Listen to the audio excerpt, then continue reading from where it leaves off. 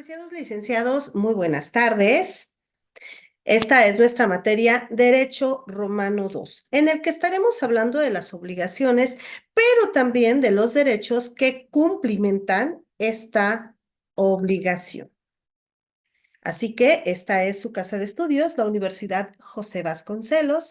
Sean bienvenidos a esta nuestra primera sesión. Gracias por su compañía o bien gracias por reproducir este video y retroalimentarse con él. Esta es nuestra primera sesión. Para que nosotros podamos hablar de obligaciones, forzosamente tenemos que hablar de derechos reales y personales. Complementan el tema de la obligatoriedad. Un derecho real lo vamos a conceptualizar como este derecho que tenemos sobre nuestra casa, sobre nuestras cosas, llámese celular, llámese coche, llámese terreno, llámese dinero. Y el derecho personal va a ir directamente encaminado a este vínculo, a esta obligatoriedad que tenemos para con las personas. Por eso hablamos de prestaciones. Si yo te vendo una casa, tú me tienes que pagar dinero, pero esa casa la voy a habitar. Entonces, en ese vínculo que existe, hablamos de un derecho personal. Más adelante vamos a hablar sobre las sucesiones y bueno, eso lo vamos a guardar para después, pero finalmente robustecen este derecho personal que tenemos, por ejemplo, de padres para con los hijos y de hijos para con los padres. Dentro de las obligaciones, vamos a tener obligaciones de dar, de hacer y de no hacer. Dare, hacere, facere, non facere, en el ámbito latino. De dar, te vendo una casa, me das el dinero. De hacer, en el caso de ustedes, tienen una actividad final, por lo tanto, tienen una obligación de hacer en determinado tiempo, con determinadas características y en nuestra plataforma institucional. De no hacer, y vemos un portón cerrado. En esta obligación de no hacer, podemos ejemplificarla como no puedes pasar, no puedes entrar. Ejemplo. Cuando un esposo ejerce violencia familiar contra su esposa, entonces él sale del domicilio y lo primero que le dicen es, no te acerques, no vengas, no hables, no hagas. Entonces ahí hablamos de una obligación de no hacer. Ahora te lo voy a poner en materia civil. Tenemos o rentamos una casa, por ejemplo, y en esa casa vemos un montón de árboles frutales y te pueden decir en tu contrato, en el cual te obligas en un arrendamiento. En lugar de venta, aquí vamos a poner un arrendamiento. En este arrendamiento, entonces puede en un momento dado decirse, puedes, tienes la obligatoriedad de regar los frutos, los árboles frutales, pero no puedes comer de esos frutos. En cuanto los frutos estén listos, yo vengo y los corto. Digo, al final del día somos seres pensantes que podemos manejar y acomodar nuestros contratos, nuestras obligaciones, nuestras funciones diarias de diversas formas. Vamos a encontrar obligaciones por su naturaleza, las acabamos de decir ahorita. Dare, facere, non facere o en su momento prestare, por naturaleza. Por autonomía, principales y accesorias. Principales, se me ocurre que obtenemos un préstamo de alguien y le firmamos un pagaré.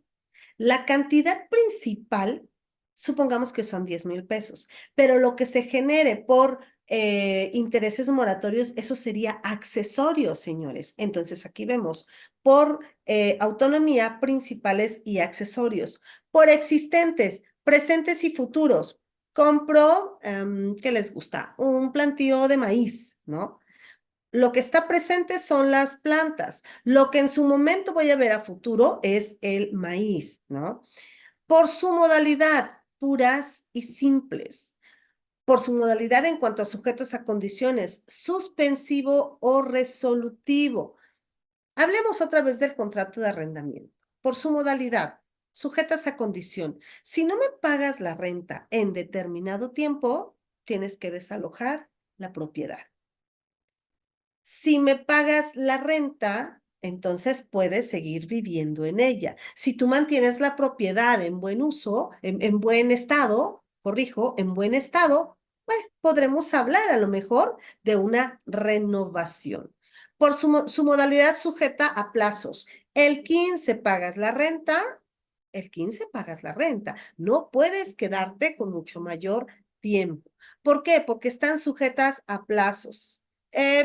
Existirán casos fortuitos o fuerza mayor que en un momento dado van a dilatar el pago, pero realmente creo que será algo extraordinario. No puede ser ordinario que cada 30, cada 15 días, cada 18 yo te esté llamando para cobrarte. Entonces, esto es un cúmulo de obligaciones que nosotros en la vida cotidiana las hacemos. Algo bien importante es lo que nosotros podemos manejar en materia de fuente de las obligaciones, desde nuestra propia historia del derecho romano. Por ejemplo, para el doctrinario Gallo decía, las fuentes de las obligaciones las voy a clasificar en delito, contrato y otras variantes. Justiniano nos habla de delito, contrato, quasi ex maleficio o quasi delito y quasi ex contratum. Quasi contrato nos da una clasificación. En la Edad Media habla de delito, contrato, cuasi delito. El Código Napoleónico nos habla de delito, de contrato, de cuasi delito, cuasi contrato y también de la ley. Planiol nos habla de contrato y de la ley. Messineo nos habla de la voluntad del deudor y de la ley. Demosh, él nos dice que el contrato, la voluntad del deudor, la voluntad del acreedor, el hecho ilícito y la ley son también fuentes generadoras de obligaciones. El delito es este acto que realizamos, a lo mejor premeditadamente o de una forma culposa, pero al final del día tenemos un resultado material. El cuasi delito. Al final del día, el primero es generador de obligaciones. El segundo, el cuasi ex maleficio. El cuasi delito. Voy pasando por una calle, se me van los frenos del vehículo y tengo que decidir. Veo un grupo de niños del lado izquierdo y veo del lado derecho un vehículo estacionado. ¿Cuál sería en su momento lo menos gravoso, lo menos dañino? Voy sobre el vehículo. Podrán decirme, sí, pero yo no tuve la culpa, fíjate que tuve que decidir entre los niños o entre el vehículo. Al final del día generaste un daño en propiedad privada y por lo tanto es generador de obligación. Como haya sido, se te fueron los frenos, etcétera, pero tienes que cubrir ese monto de la reparación. El contrato.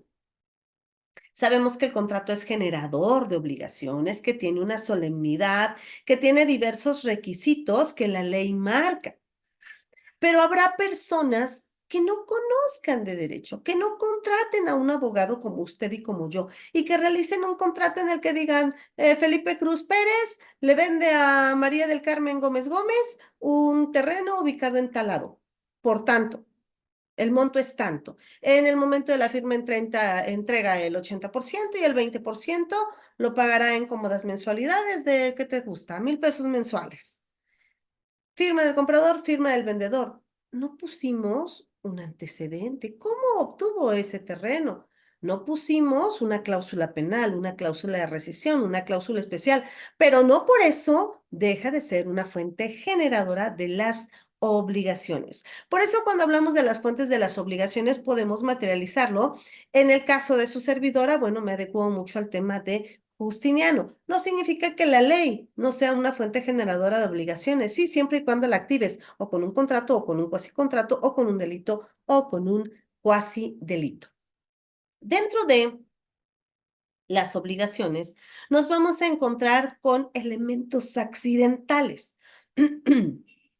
La condición es un acontecimiento futuro de realización incierta. Si llueve, si llueve y brota todo el cultivo de maíz, te pago. Y si no, ¿qué pasa? Entonces aquí vemos de una realización incierta y de esa depende que entre en vigor el negocio jurídico. Potestativa, es decir, existe este poder, esta autoridad para que nosotros podamos decidir. Puede ser casual, porque puede o no puede llover, o puede ser mix, en alguna de las dos puede activarse y entonces tenemos esta condición. El término, acontecimiento futuro de realización cierta del cual depende la entrada en vigor o la cancelación de un negocio jurídico. En el caso de ustedes están estudiando en línea y tenemos un término para concluir, ¿verdad? Tanto esta sesión, hablemos de esta sesión. finales de este mes, pero antes tienen que entregar una actividad. Y entonces concluyen. En el momento en el que ustedes me entreguen la actividad, en ese momento termina la obligatoriedad que tienen para con su servidora. Modo o carga. Gravamen impuesto a una persona en un acto de liberalidad de una donación, legado o manumisión. En el caso de modo carga, vamos a ponerla aquí, en el ejercicio que vamos a hacer al final. Son elementos accidentales. Tenemos para el 24 de este mes entregar la actividad en la plataforma institucional, pero puede ocurrir.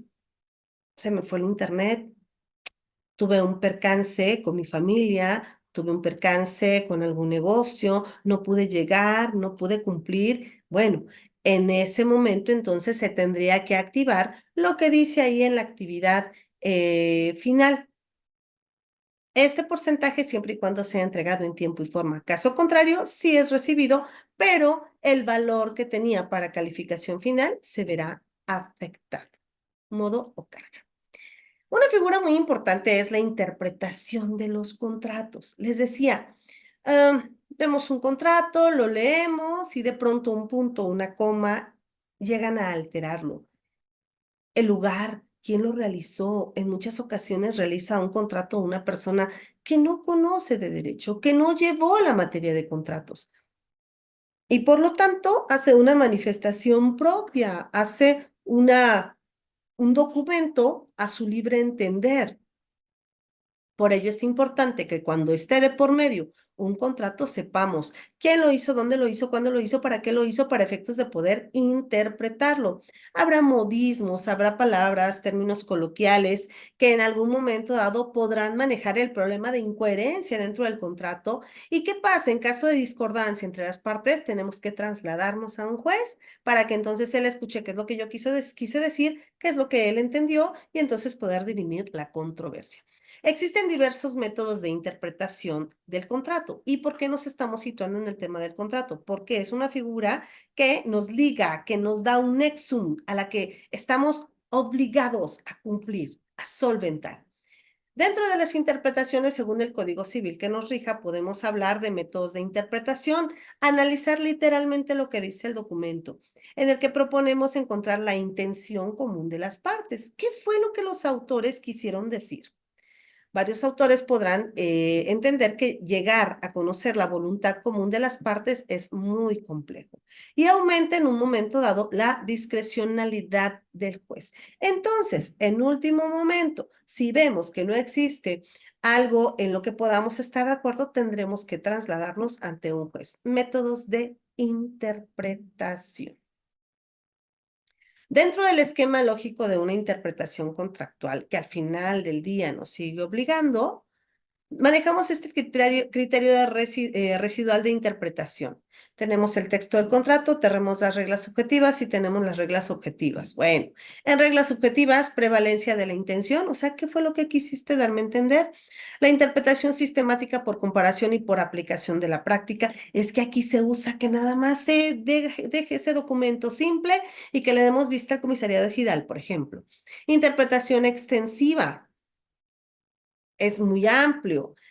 Y la interpretación restrictiva. Estas interpretaciones al final del día vamos a tener que llevarlas a la luz de un juzgador para efectos de una interpretación, o bien que las partes, pues de buena manera pudieran llegar a un acuerdo. Pero este es únicamente los tipos de interpretación que pueden darse en un esquema contractual. Interpretación por efecto útil, interpretación por naturaleza del contrato o a favor de debitores y contra estipulante. Esto es en cuanto a las reglas objetivas. Entonces, el realizar un contrato lleva con ello un sistema de interpretación y que lo mejor sería que pudiéramos adecuarnos a lo que dice la norma. Porque, ¿qué pasa cuando no le ponemos, por ejemplo, lugar y fecha? E incumplimos un pago y decimos, es que aquí dice SCDSL, San Cristóbal de las Casas Chiapas. No sabemos qué lugar es, qué lugar es cierto, y eso nos puede llevar a dar el motivo de un incumplimiento. Es que no sabía dónde pagarte, es que no me dijiste a qué horas, es que me dijiste el número de cuenta, pero no sé el nombre del titular porque cuando fui simplemente no aparecía, ¿no? Entonces, el incumplimiento es romper este pacto, es romper este nexum, es romper esta obligación que en un momento dado contrajimos. ¿De qué forma nosotros podemos extinguir las obligaciones? Por novación, por compensación, por condonación, por consolidación o confusión, por transacción o por mutuo disenso. En la primera, en la novación, sustituimos a uno por otro. Te debe Mario, pero ya no te va a poder pagar Mario, ahora te va a pagar Marcos. ¿Qué tipo de o clases podemos encontrar dentro de la innovación? Tenemos la objetiva y la subjetiva. En la objetiva se sustituye el objeto de la obligación. No te puede pagar con dinero, pero te va a pagar con un vehículo. Subjetiva, por cambio de acreedor. No te paga Mario, te paga Manuel. Se requiere, obviamente, el consentimiento del acreedor. Que el acreedor esté de acuerdo en que, ok, dame el coche, ok, que me pague Manuel, ¿no? O por cambio del deudor, por delegación o por extromisión. La compensación. Este es un descuento de una obligación por otra existente entre personas que son recíprocamente acreedoras. Hace un momento fui a comprar unas cosas que necesitaba para un arreglo. Me dice, oye, pero yo le debo a tu hijo. No te preocupes, compensemos de ahí. Dime cuánto te resto, ¿no? Condonación. Renuncia de acreedor a su derecho en cuanto a la liberalidad. Requisitos. Tiene que ser bilateral o tiene que ser abdicativa. Ok, estoy de acuerdo. Abdico en favor de. La consolidación o confusión. Estos reúnen en una misma persona la calidad de deudor y acreedor. Por ejemplo, en los elementos que compramos hace un momento, realmente los ocupó mi hijo, no los ocupé yo.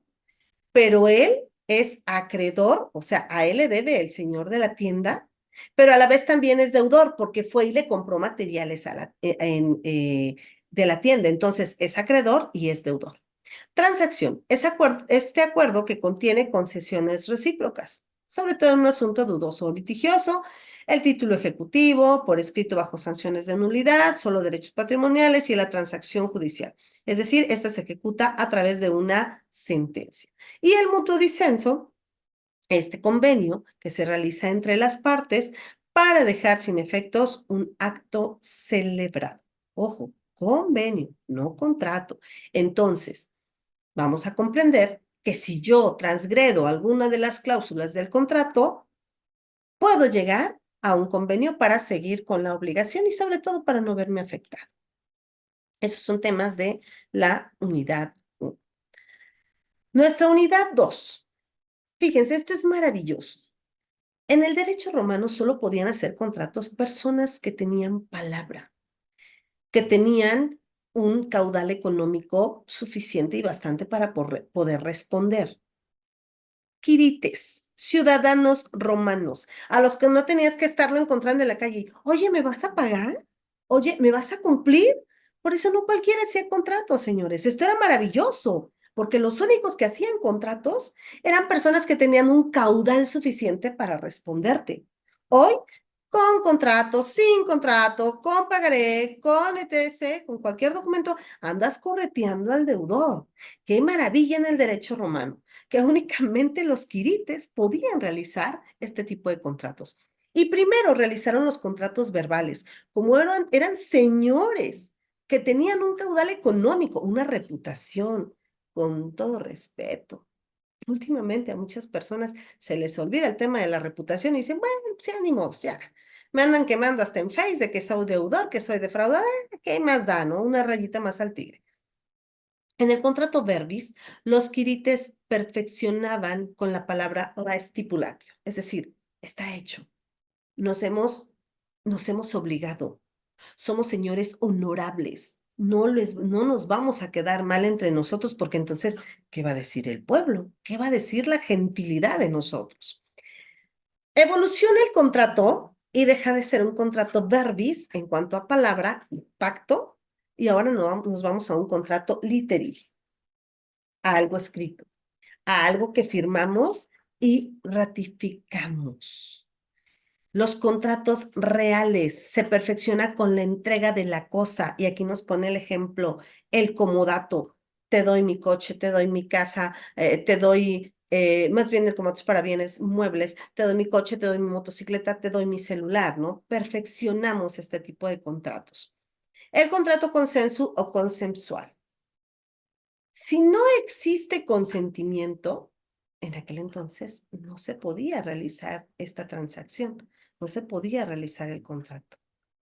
Por eso decíamos que no ha mediado dolo, mala fe, violencia ni ningún otro vicio de consentimiento que pueda invalidarlo. Y como ejemplo del consentimiento es la compraventa. Listo, toma posesión de la casa, es toda tuya.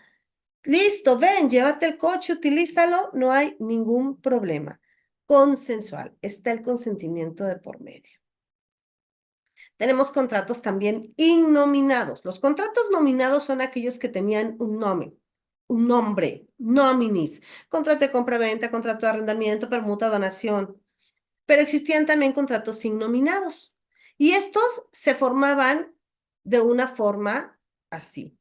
Do des, do facias, facio ut des, facio ut facias. Es decir, el primero, do des, doy para que des. Si la prestación cumplida y la que debe cumplirse tienen por objeto la transmisión de una propiedad, permuta. Doy para que hagas, do ut facias. Cuando se da una parte de la cosa para conservar la otra de un determinado comportamiento. Te vendo el coche, pero me quedo con la factura, ¿no? Hasta que me pagues, yo te la entrego. Facio ut des, hago para que des, contraria a la anterior. Y hago para que hagas, facio ut facias, permuta, transacción, precarium o detentación de la cosa. Entonces tenemos a nuestros contratos y a nuestros cuasi contratos. Los primeros solemnes, un acuerdo entre dos o más personas en el cual se engendra una o varias obligaciones y están sancionadas por una acción judicial, es decir, tenemos una cláusula penal. El primer contrato en aparecer fue el nexum, esto que nos unía con la otra persona, que era un préstamo de dinero semejante en su forma de realización como la emancipatio. Y estos elementos son comunes y esenciales para su existencia: el consentimiento de las partes, la capacidad de las partes y un objeto válido. Recuerden, estamos hablando del Imperio Romano. Las personas tenían capacidad de ejercicio, capacidad de poder realizar el contrato. Un esclavo puede ser capaz en cuanto al tema de ejercicio, pero jamás y nunca pudo, al menos en la época monárquica, realizar un contrato. A finales de la República ya como que se le empezó a dar un poquito más de oportunidad para que realizara actos de comercio, el ius commercium. Los cuasi contratos. Estos se parecen a los contratos por ser lícitos y nacen obligaciones, pero diferían de ellos por la falta de consentimiento. Los principales contratos eran, según las instituciones de Justiniano, la gestión de negocios, el enriquecimiento ilegítimo y el ex roida de iactectu. Para Justiniano, los cuasicontratos son aquellas relaciones que, aun no siendo exactamente contratos, por faltar uno o más elementos, generaban obligaciones. La noción, si el hecho nace, es lícito, constituye un cuasicontrato. Si el hecho es ilícito y cometido con intención de dañar, constituye entonces un delito, la crímina. Si el hecho es culpable pero cometido sin intención de dañar, constituye un cuasicontrato culpa. Delitos, cuasi delitos. Dentro de los contratos también reconocidos dentro del derecho romano vamos a encontrarnos a la donación, que es un acto por medio del cual una persona se empobrecía, vamos a decirlo así, se empobrecía a favor de otra. Es decir, le entregaba parte de sus bienes. ¿Qué requisitos? El empobrecimiento del donante. ¿Por qué? Porque al final del día minaba, ¿no? Tenía 5 casas y voy a donar una, pues me quedo con 4. Consecuentemente, enriquecimiento del donatario. Estoy favoreciendo a la otra persona. Que el donante realmente tuviera la intención de realizar un acto de liberalidad y el consentimiento del donatario. Ojo, ya te doné, pero el donante podía revocarle al donario ese beneficio, al donatario ese beneficio. Irrevocable a excepción de estos actos por ingratitud del donatario, cuando el donatario no cumpliere con el modo señalado, tratándose de donaciones entre patronos y libertos, es decir, ¿quién es un patrono? Una persona que tenía a su cargo a una persona que le había dado la libertad, es decir, a un esclavo que ahora era un libertini. y cuando le nacía un hijo al patrón. ¿Qué tipos de donaciones podíamos encontrar? La donación remuneratoria, que tenía por objeto recompensar al donatario por servicios prestados. La donación universal, que es la donación de todos los bienes del donante, que eso no estaba permitido ni sigue estando permitido. La donación submodo es aquella donde el donante imponía al donatario una carga, modus, que debía realizar. Sí te voy a donar, pero tienes que venir a visitarme. Sí te voy a donar, pero tienes que venir a cuidarme. Y si caigo en enfermedad, tienes que estar pendiente de mí hasta mi muerte. Donaciones mortis causa. Producía sus efectos después del fallecimiento del donatario. En el primero te pongo una carga, un submodo, y después, si cumples con lo que te pedí, entonces sí puedes llegar a ser un donatario. Dentro del furtum, hablemos del furtum. Furtum manifestum, furtum nec manifestum. Furtum manifestum se denomina aquel en el cual el ladrón era sorprendido en flagrante delito. Furtum nec manifestum trataba de un hurto no flagrante, es decir, no te encontré robando, pero vi que salías corriendo con algo y de pronto me di cuenta que hacía falta, pero yo no vi que lo estuvieras tomando. Dentro de las otras fuentes de las obligaciones tenemos a los contratos, obviamente la declaración unilateral de la voluntad, el delito, como decíamos hace un momento, el enriquecimiento ilegítimo, la responsabilidad y la gestión de negocios. Contrato, acuerdo unilateral y delito lo hemos manejado. Ahorita vamos a hablar de enriquecimiento ilegítimo, que es cuando se enriquece una persona con daño o detrimento de otro. La responsabilidad objetiva es un tipo de responsabilidad civil que se produce con independencia de toda culpa por parte del sujeto. Y la gestión de negocios, la obligación que adquieren sin ser obligados. Por mi parte, ha sido todo. Gracias por su atención, gracias por su tiempo. Espero verlos pronto en la segunda sesión y por favor, les recuerdo, tienen una obligación, verifiquen en qué tiempo tienen que cumplirla y cuáles son los requisitos para ello. Quedo como siempre a sus órdenes.